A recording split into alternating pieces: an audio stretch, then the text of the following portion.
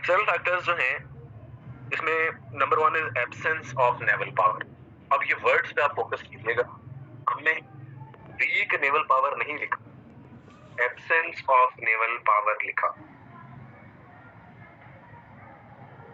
Mughals और मुसलमानों को ये सोच ही नहीं आई, उनके वहम गुमान में ही नहीं आया कि हमें कोई समंदर के रास्ते से आके भी अटैक कर सकता है। हमेशा जमीनी रास्ते से ही आके अटैक होते थे, अफगानिस्तान वाली तरफ से, इधर से। समंदर के रास्ते किसी ने आके अटैक नहीं किया। सो हमने जरूरत महसूस नहीं की कि अपनी एक नेवल पावर बनाई जाए, कश्तियां बनाई जाए। उस जमाने की जो बड़े पावर्स थे, जो इंटरनेशनल एक्सटर्नल पावर्स थे, उसमें डच एम्पायर था, पोर्टुगीज एम्पायर था, ब्रिटिश एम्पायर था।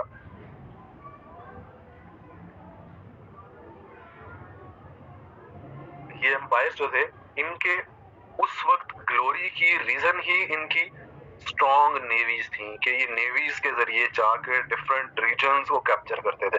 ठीक है, सिर्फ वो रीजन जो आपके साथ लगते हैं वो तो आप जमीनी रास्ते से करेंगे, लेकिन वो फिर आप सिर्फ उसी रीजन तक महदूद रहेंगे। आप इंटर कॉन्टिनेंट, जो ब्रिटिश एम्पायर दुनिया का सबसे बड़ा एम्पायर बना, उसकी बहुत बड़ी रीजन उनकी स्ट्रॉन्ग नेवी थी कि जिसने उनको इंटर कॉन्टिनेंट फतह करने में हेल्प की। ठीक है, इंटर कॉन्टिनेंटल वॉर्स उनको जीतने में हेल्प की।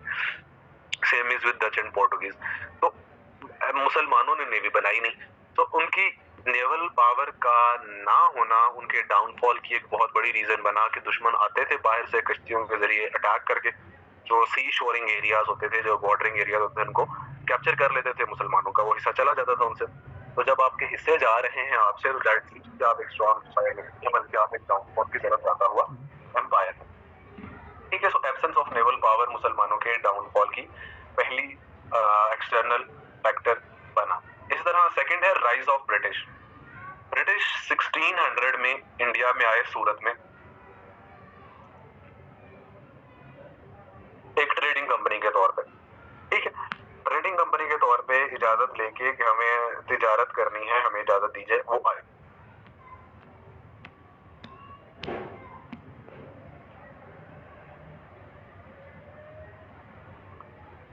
अब 1600 से लेकर उनका अब राइज होना स्टार्ट हुआ, उन्होंने अपनी रूट्स इनग्रेन करना स्टार्ट किए, और होता होता हमने भी बैटल ऑफ प्लेसी की बात की। पूरा एक जो सूबा है बंगाल उन्होंने ले लिया, पूरी स्टेट बंगाल की 1757 में, और 1757 से लेकर 1857 100 साल पूरा इंडिया 1857 में ब्रिटिश के कंट्रोल में था। तो ये जो ब्रिटिश का राइज हो रहा था, आपके मुल्क में आपका दुश्मन ताकतवर हो रहा है, ये इटसेल्फ इस चीज की मैनिफेस्टेशन है कि आप वहां पे कमजोर हो रहे हैं। So rise of British in the subcontinent was a major factor that contributed in the downfall of the Muslim empire. ठीक है, और लास्ट एक्सटर्नल फैक्टर्स में आ जाएगा colonisation by foreigners. Colonisation by foreigners, और इस कॉलोनाइजेशन में डच हैं, पोर्टुगीज हैं, और ब्रिटिश भी अल्टीमेटली फिर पूरा इंडिया ही, इंडियन सब कॉन्टिनेंट ही ब्रिटिश की कॉलोनी बन गया। सो इनकी कॉलोनीज के कुछ नाम लिख लें जो कि डच ने इंडिया में बनाई। मैं उनका भी एक आधा नाम आपको लिखवा देता हूँ, पोर्टुगीज कॉलोनीज का भी नाम लिखवा देता हूँ, और ब्रिटिश तो आप फिर पूरा इंडिया ही जो है वो डच ब्रिटिश कॉलोनी बन गया। ठीक है, सो डच ने जो एरियाज इंडिया के कैप्चर करके उनको कॉलोनाइज किया, उसमें सूरत एंड बंगाल के आप नाम लिख लें earlier.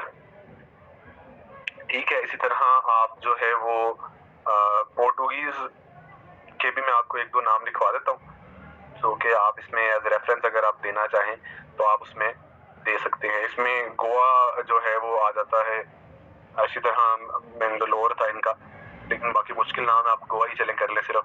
So Goa is one of the example of Portuguese colonies, और ब्रिटिश में तो फिर सूरत भी उन्होंने की, बंगाल, और होता होता सा इंडिया जो है वो ब्रिटिश की कॉलोनी बन गया। सो ये आपके मुल्क के अंदर दुश्मन अपनी कॉलोनीज बना रहे हैं, सो दैट मीन्स अगेन आपके मुल्क के अंदर आपका दुश्मन स्ट्रांग हो रहा है, दैट मीन्स कि आप वहां पे वीक हो रहे हैं। सो ये तीन फैक्टर्स बने जो कि मुसलमानों के डाउनफॉल की रीजन बने। अलीजा, जहां से मैंने स्टार्ट करवाई है वहां से ही करें, और जो जो बीच में मैंने जितनी डिटेल बताई है उतनी ही डिटेल में करेंगे, इससे ज्यादा जरूरत नहीं है। ठीक है जी, मैं दोबारा बता देता हूँ। कॉलोनाइजेशन बाय डच या पोर्टुगीज का मतलब ये है कि ये डच और पोर्टुगीज बाहर से आते थे, ये आके अटैक करते थे और उस एरिया को कैप्चर करके अपनी कॉलोनी बना लेते थे, कॉलोनी डिस्ट्रिक्ट, कि वो वहां से चलाते थे, यहाँ पे अपना एक रिप्रेजेंटेटिव अपॉइंट करते थे, वो उनके बिहाफ पे यहाँ पे सारा एरिया चलाता था। सो डच कॉलोनीज बनी, पोर्टुगीज ने कॉलोनीज बनाई और ब्रिटिश ने बनाई, और हमने एग्जाम नहीं सेपरेट सारे डिफरेंट टाइम्स में। डच के एग्जाम्पल के हमने सूरत एंड बंगाल लिखा, पोर्टुगीज एग्जाम्पल हमने गोवा लिख लिया, ब्रिटिश में भी आप सूरत लिख लें, बंगाल लिख लें, और होता होता पूरा इंडिया ही जो है वो कॉलोनी बन गया। ठीक है जी। सो ये 3 रीजंस बनी मुसलमानों के डाउनफॉल की एक्सटर्नल फैक्टर्स में। So this is the topic of the downfall of the Muslims. अब हम आते हैं, आप लोगों ने एक वर्ड अक्सर शायद अपनी तैयारी स्टार्ट करने से पहले सुना होगा, क्रिटिकल एनालिसिस का। ठीक है, आपने शायद चीजें सुना हो कि क्रिटिकल एनालिसिस जो है वो बड़ा इंपॉर्टेंट होता है और सवालों के जवाब में करना चाहिए। ठीक है, अगर नहीं सुना हो तो आज मेरे से सुन लें। ये जो क्रिटिकल एनालिसिस होता है दैट इज इम्पोर्टेंट। ठीक है, अब करना कैसे है, क्रिटिकल एनालिसिस होता कैसे है बेसिकली। ठीक है, तो वैसे तो हर सवाल पे ऑब्वियसली डिपेंड करेगा कि क्रिटिकल एनालिसिस कैसे हो रहा है, लेकिन एक जनरल एक जनरल फॉर्मेट जो है वो ये हो सकता है कि वो सवाल जो हिस्ट्री से रिलेटेड है उनका क्रिटिकल एनालिसिस करने का तरीका ये होता है कि उनको आप करंट टाइम्स के साथ रिलेट कर लेते हैं। उन्होंने इजाजत नहीं दी थी ना, उन्होंने आके हराया था आपको जावेद। हिस्ट्री के जो क्वेश्चन हैं उनका क्रिटिकल एनालिसिस करने का तरीका ये होता है कि आप उनको करंट टाइम्स के साथ रिलेट कर लेते हैं और जो करंट क्वेश्चन हैं आप उनका फ्यूचर प्रेडिक्ट करने की कोशिश कर लेते हैं। ठीक है, तो जैसा कि ये एक हिस्ट्री का क्वेश्चन था तो इसका मैं आपको क्रिटिकल एनालिसिस करके दिखाने की कोशिश करता हूँ ताकि आप लोग क्रिटिकल एनालिसिस का एक पैराग्राफ लिखने के काबिल हो सके। ठीक है, सो हमने देखा ये कि अगर आजकल आप हेडिंग को छोड़ दें, मैं जो बोल रहा हूँ उसको फॉलो कीजिएगा तो आपको आइडिया हो जाएगा। तो हमने कहा कि हम इसको करंट टाइम्स के साथ रिलेट करने की कोशिश करेंगे। तो डाउनफॉल ऑफ द मुस्लिम हमारा टॉपिक है, तो हमने इसका एनालिसिस स्टार्ट किया कि अगर आजकल हम मुस्लिम वर्ल्ड पे नजर दौड़ाएं, हम इस्लामिक वर्ल्ड को अगर फोकस करने की कोशिश करें तो हमें नजर ये आएगा कि most of the Islamic world जो है वो टर्मोइल में है। चाहे आप अफगानिस्तान देख लें, पाकिस्तान देख लें, पैलेस्टाइन में क्या चल रहा है, लेबनान में क्या चल रहा है, सीरिया, इराक, यमन, सारे हर जगह। तो most of the Islamic world जो है वो टर्मोइल में है। और जब आप इनकी कॉजेस पे जाने की कोशिश करेंगे, आप ये चेक करने की कोशिश करेंगे कि मुसलमानों के टर्मोइल में होने की या मुसलमानों के डाउनफॉल में होने की कॉजेस क्या हैं, तो आप रियलाइज ये करेंगे कि मोर और लेस मुसलमानों के डाउनफॉल की रीजन वही हैं जो कि मुसलमानों के डाउनफॉल की रीजंस मुगल्स के लिए थी। ठीक है, तो इससे हमें फिर उसमें बता भी दीजिएगा, पुअर इकोनॉमी है, डेकेडेंस ऑफ रूलर्स है, स्वे फ्रॉम रिलीजन है, नथिंग फॉर पब्लिक वेलफेयर है, एजुकेशन है। तो इनके आप बीच में बता भी देंगे क्रिटिकल एनालिसिस में ये 4-5 बातें, और फिर आप इस तरह से कहेंगे कि फिर इस सारी चीज से हमें समझ क्या आती है।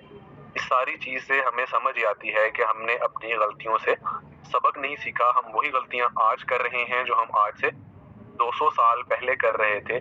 सो वक्त की जरूरत क्या है? वक्त की जरूरत ये है कि हम उन कॉजेस को ठीक करें जो कि मुसलमानों के डाउनफॉल की रीजन आज से 200 साल पहले बने थे और आज भी मुसलमानों के डाउनफॉल की रीजन बन रहे हैं। उनको ठीक करने की जरूरत है।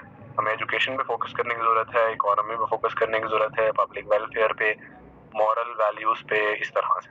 ठीक है जी, तो ये आपका क्रिटिकल एनालिसिस का एक पैराग्राफ बन जाएगा। मैं ये दोबारा रिपीट कर रहा हूँ और फिर दोनों स्लाइड्स भी आप देख लें। हमने स्टार्ट ये किया कि अगर आजकल हम एनालिसिस करें तो हमें नजर ही आएगा कि most of the Islamic world जो है वो टर्मोइल में है। उसमें जो है एग्जांपल्स भी आप दे सकते हैं, फिर ये आप मुल्क देख लें, मसले चल रहे हैं। और जब आप एनालिसिस करेंगे तो आपको नजर ही आएगा कि आजकल मुसलमानों के डाउनफॉल के जो फैक्टर्स हैं वही डाउनफॉल के फैक्टर्स आज से 200 साल पहले थे, जैसा कि इकोनॉमी, एजुकेशन, वो सारी बातें। सो समझ ये आई कि मुसलमानों ने अपनी गलतियों से सबक नहीं सीखा, वही आज भी हम कर रहे हैं जो हम आज से 200 साल पहले कर रहे थे।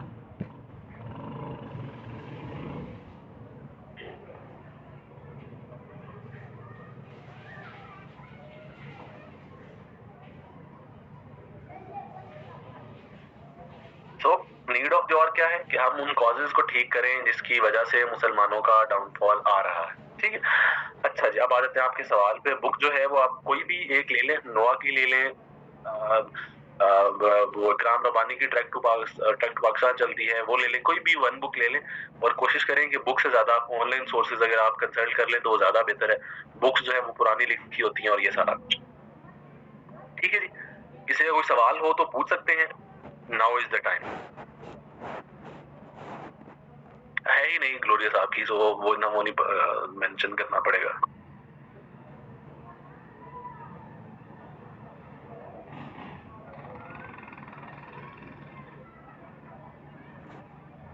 हामिद खान वाली बुक भी अच्छी है। वेबसाइट कोई स्पेसिफिक नहीं है, आप कोई भी ले लें, कोई भी आप टॉपिक वाइज है, वेबसाइट वाइज ना नहीं, टॉपिक वाइज है। अर्शद ऑनलाइन सोर्सेज आप टॉपिक वाइज हैं, आप टॉपिक लिखेंगे आपको 2-3 जो ऊपर सोर्सेज आती हैं वो अच्छी होती हैं।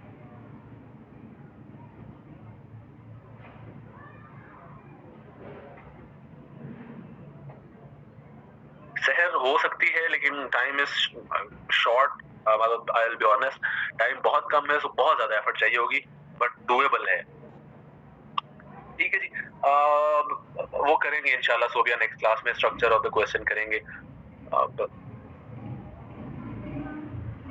सेम सब्जेक्ट की टॉपिक सेम ही होते हैं जी। Thank you so much sir. Farhan, ये again subject to subject depend करेगा और पर्सन टू पर्सन डिपेंड करेगा। वाली बिल्कुल Waseem sure. Fiza I consulted, मैंने नोआ की बुक भी यूज की थी, वर्ल्ड टाइम्स की बुक भी यूज की थी, थोड़ी सी हेल्प हामिद खान की बुक से भी ली थी। सो मैं बुक वाइज नहीं गया, मैं टॉपिक वाइज गया था और ज्यादा ऑनलाइन किए थे। पेपर अटेंड करने का इंशाल्लाह शानदार नेक्स्ट क्लास में बात करेंगे। ट्रैक टू पाकिस्तान अच्छी है, पैटर्न करेंगे इंशाल्लाह नेक्स्ट क्लास में जी। अरशद, ये भी रेफरेंस जब मैं आपको पेपर प्रेजेंटेशन का बताऊंगा तो उसमें आपको मैं बताऊंगा। ठीक है Atiya sure, you are welcome. Thank you so much Salma. Thank you Sobia. Ali depends, आप 15-20 डेज में हो जाना चाहिए अगर आप खुद से कर रहे हैं। थैंक यू फरिया। आपको टाइम टेबल से पता चलेगा जी, आपका डेली टाइम टेबल शेयर होता है, वहां से आपको पता चलेगा। रिकॉर्डेड लेक्चर्स नहीं मिल सकते। ठीक है जी, सो आई थिंक सवाल आप लोगों के और नहीं है। फातिमा वो करेंगे नेक्स्ट क्लास में। Yasir, very personal choice. Online में आपका थोड़ा टाइम बच जाता है आने जाने का, ऑन कैंपस में जरा इंटरेक्शन बेहतर हो सकती है। जी Faria, class is over. Thank you Farhan, thank you, stay blessed. Next class आप लोगों की कल होगी, मेरे साथ नहीं होगी लेकिन बाकी सब्जेक्ट की ऑब्वियसली कल आप लोगों की क्लास होगी। ठीक है जी, चलें, दैट्स ऑल फॉर टुडे। ख्याल रखें आप लोग अपना, खुश रहें। See you in the next class. Allah हाफिज़ जी।